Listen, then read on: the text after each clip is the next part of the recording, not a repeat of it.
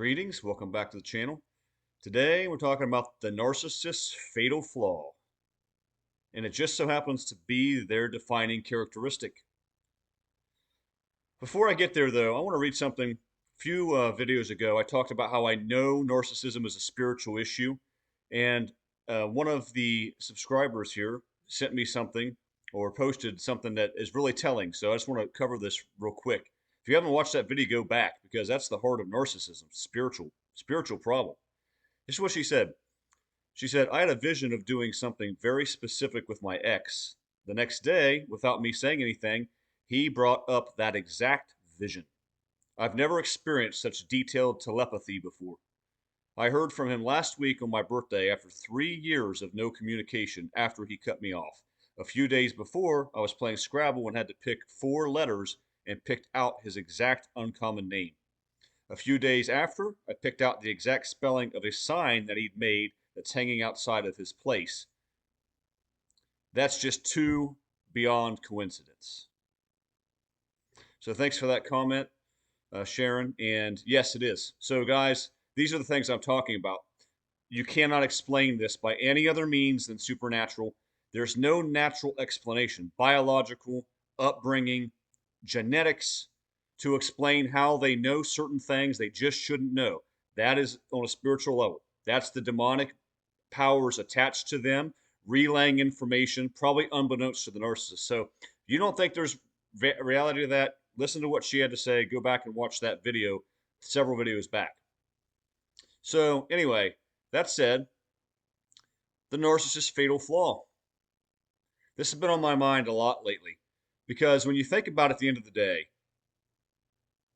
it's still astonishing sometimes. As much as I know, as much as you guys know by now about this whole thing, it's still amazing sometimes to think to yourself, this person, creature, whatever you would call, literally cannot change and cannot get anything right. It doesn't matter how good something is.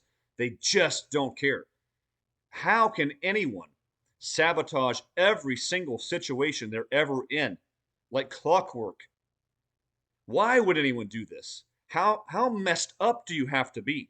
And what exactly is it that causes them to be so self-destructive? And at the end of the day, I'm going to tell you what this is. So I'm going to read real quick something else real fast. This is from 2 Timothy chapter 3 that I reference a lot. So I'm going to read this quickly, then I want to get to the point of it. This is the NLT, which I think renders this passage really, really well. It says, you should know this, Timothy, that in the last days there will be very difficult times, for people will love only themselves and their money. They'll be boastful and proud, scoffing at God, disobedient to their parents, and ungrateful. They will consider nothing sacred. They will be unloving and unforgiving. They will slander others and have no self-control. They will be cruel and hate what is good. They will betray their friends, be reckless, be puffed up with pride, and love pleasure rather than God. I love this last line. They will act religious, but they will reject the power that could make them godly. Stay away from people like that. So I want to call your attention. I could literally go line by line and make a video over each one of those, and I probably will. Drop comments if you'd like to hear a video over basically each one of those lines, because I think you can do it. But today, the line I'm going to talk about is, do you notice this? He says, they will betray friends, be reckless, be puffed up with pride. And before that, in verse 2 says, they will be boastful and proud, scoffing at God. What is the narcissist's fatal flaw and defining characteristic? It's their pride. And I'm going to talk about this at the very end. Puffed up is such a perfect way to translate that phrase. Puffed up. That is the thing I keep identifying every time I think of any of these people. They're so completely conceited and prideful. It is this deep-seated, bitter kind of pride. This just almost almost frustration kind of pride that comes out of them at the thought of acknowledging anything they've done, accepting any responsibility, changing in any capacity, self examining. Every little part of that irritates them. It drives them nuts to think of even the possibility of encountering and accepting those things in their life. So I'm going to go over a few things of what this pride really does, which I think is the linchpin of why they are the way they are and why we say these folks don't change. 99% of the time, they just don't improve. Number one is pride means never having to say you're sorry. An incredibly proud, boastful person is never going to do it. You may have gotten I'm sorry's and apologies from the narcissist. I know I did sometimes, very rarely, very. And it was usually in very desperate situations, primarily when they know that they have pushed things and gone so far that, well, you might actually be done. They might actually have just blown up that balloon just a push, just a blow too far. And then they start to scramble. And that's when you just might get those, I'm sorry. I don't know why I do this. And those kind of things. For starters, they don't know why they do things because that's demonic possession or attachment, I'll say, attachment. Some of them are possessed. Most of them, if not all, have attachment, meaning demonic influence in their lives, not necessarily controlled like a puppet, have no control at all, although very little. But they never have to say they're sorry. And when they do, it is out of desperation, which tells you it's not authentic. It's not real. And the major reason you know it's not real is because they then just repeat whatever it is they did to you over and over and over again. So they can say they're sorry all they want, but without a change of behavior, a person is not sorry. And if they don't actually accept accountability and tell you, here's what I did, here's why I did it, I shouldn't have, I need to change, they don't do any of that. Their sorries are just desperate, half-butted attempts. So they never give an authentic apology. You'll never see them actually come to you with a contrite, sincere heart. It just seems that way sometimes. Like I said, how do you know? The behavior doesn't change. Or it does for a few days, a week, couple weeks tops, and they're right back to it. And usually they're back to worse behavior than the first time. So they don't have sincerity in their apologies. The pride keeps them from it. Number two, that kind of intense pride means living without forgiveness and compiling your sins. I'm not going to go too far in this. I know some of my viewers will disagree on this point, but I want to tell you, for a long time, I believed politics was real. It was right versus left, good versus evil. And it was just pitted at each other, and it's just tug of war, and that is not true. That is not reality. See, Satan is the god of this age, and none of these people get to power without being part of the system, particularly Freemasonry. But for a different video, I've written extensively about that. If you want to go to my Facebook page or my website, I think I have those in links, then go there. But those people get there by evil, destructive means. Virtually all of them. Same with entertainment. Same with music. Same with whatever you want to look at, primarily. It's how it works today. But our current leader has gone on the record multiple times and says he does not need forgiveness.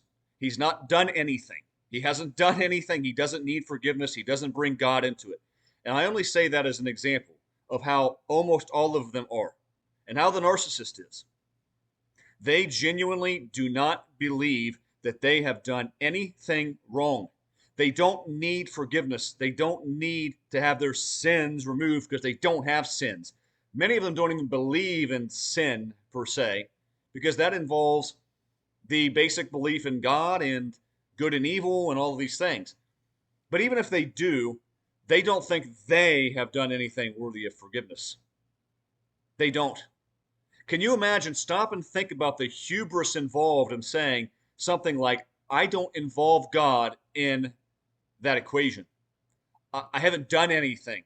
I'd rather just not do anything wrong, as if any human being is flawless or sinless. That is the height of arrogance. That is absolutely satanic. That is to deny God, the Father, the Son, the Spirit. That's to deny the reality, the truth of his lordship completely. To say you are without sin is to be of the devil fundamentally. It is. The narcissist doesn't think they've done anything. That's their pride. And so instead, they literally just compile their sins as they go. Just compound them and compound them. And someone who never has their sins forgiven or erased is someone who simply just decays. That sin weighs down on them more and more as they go. So that pride leads directly to their fall. That's why you've heard that. Pride comes before the fall. They compound their sins. That's why they get so much worse as time goes on. 3, their pride means never having to accept responsibility. You might hear narcissists say something like this, and guys, I draw this from experience of things I've seen in my life or seen out there in the world. Everyone needs to be knocked down a few pegs, except for me. Yeah, that's tied hand in hand with saying I don't have sin. I don't bring God into that equation. You might also hear say things like that. Everyone needs to be knocked down except me. They believe that. They actually don't think they have room for improvement. They don't need to be humbled. They're incapable of being humbled, or humility of any variety, to any degree. That deep-seated pride within them, so puffed up. I have no room for improvement. Don't ask me to introspect. Don't ask me to ever accept responsibility. That's why we say there is no accountability with the narcissist. You can come to them with the deepest things that bother you. Why did you do this to me? Why did you do this? And this is what you're often going to get because they care so little and they believe they do nothing wrong. You will often not even get a comment. You'll get the silent treatment and you'll get these distant, narcissistic, I don't care eyes that you've seen me do before.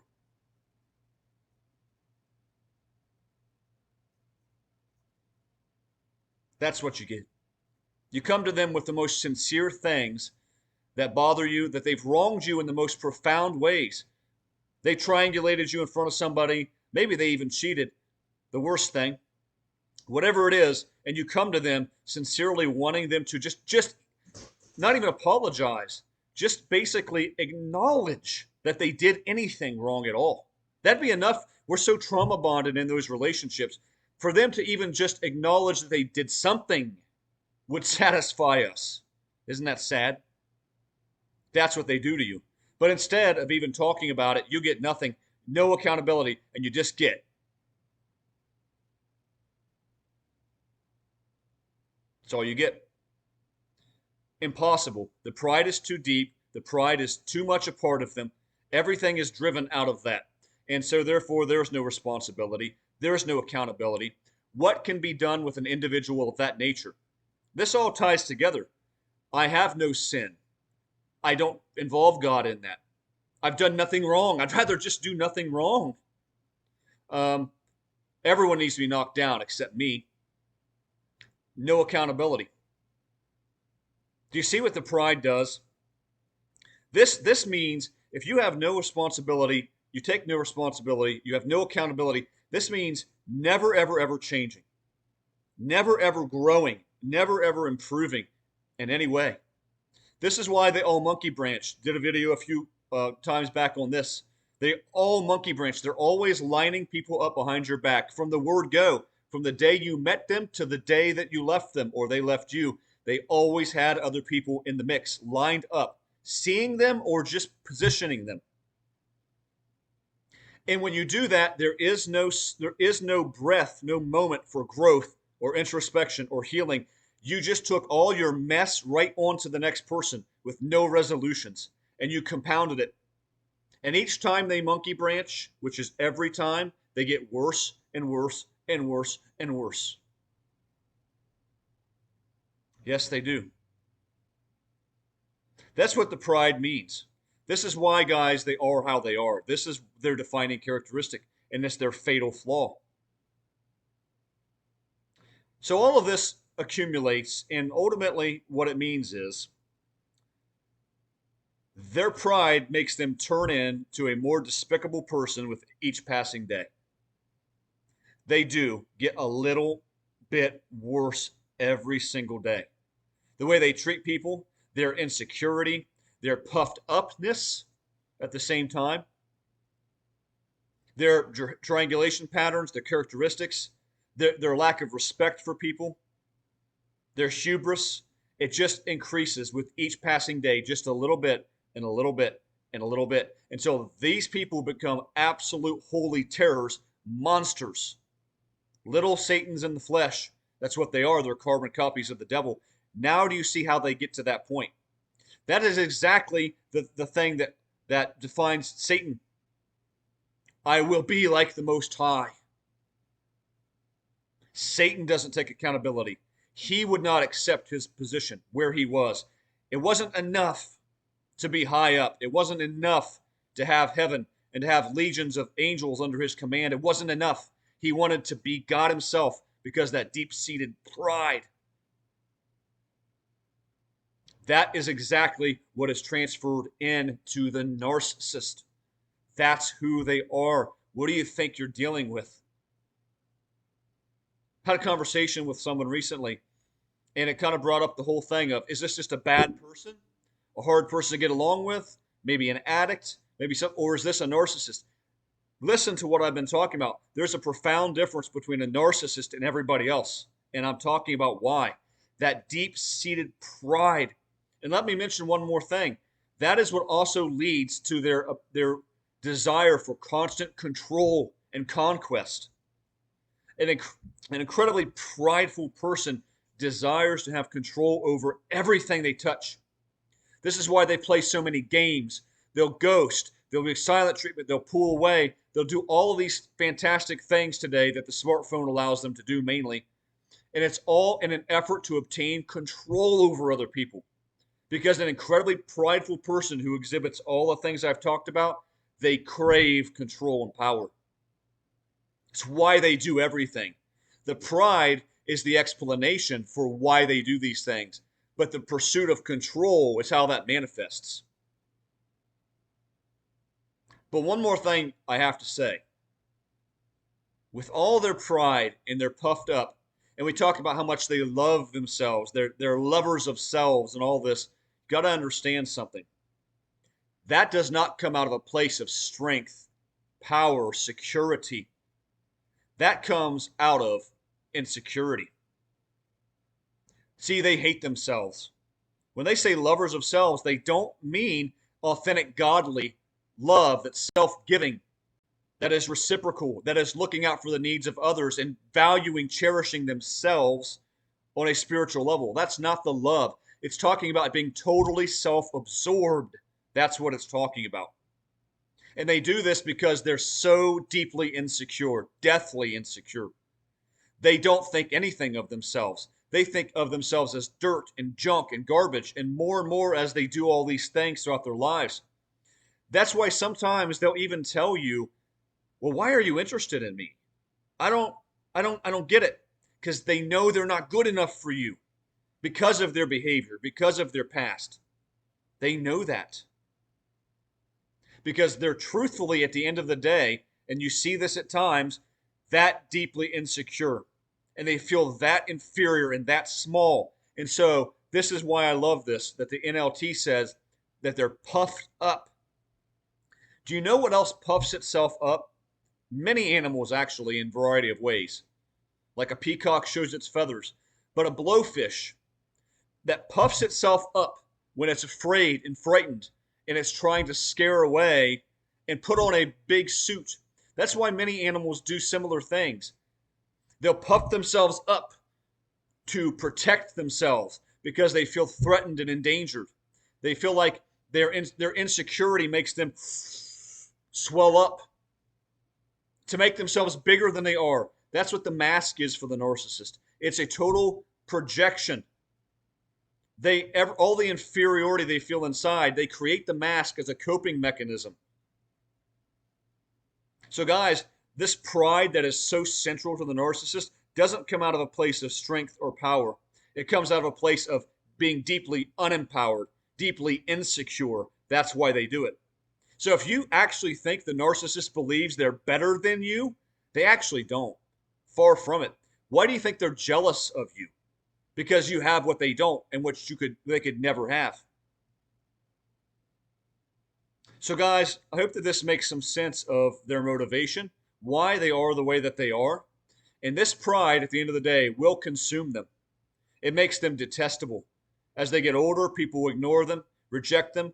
When they lose their looks, maybe they have money and they lose that. As they go on, they become more bitter, more difficult to be around. And as they lose their looks and other faculties, people don't want anything to do with them. Because let's face it, somebody like this, unless they were really attractive or really wealthy or had some sort of power, nobody would want a thing to do with a person like this. And we actually shouldn't. That's why Paul ends in 2 Timothy 3:5 and says, avoid that kind of person. Avoid such a person. So guys, pride, their puffed up, their boastfulness, that is their fatal flaw, and it is their defining characteristic. Hope you enjoyed this. Drop comments below if you did or have other comments. So I'll come at you soon with another one. Until then, God bless.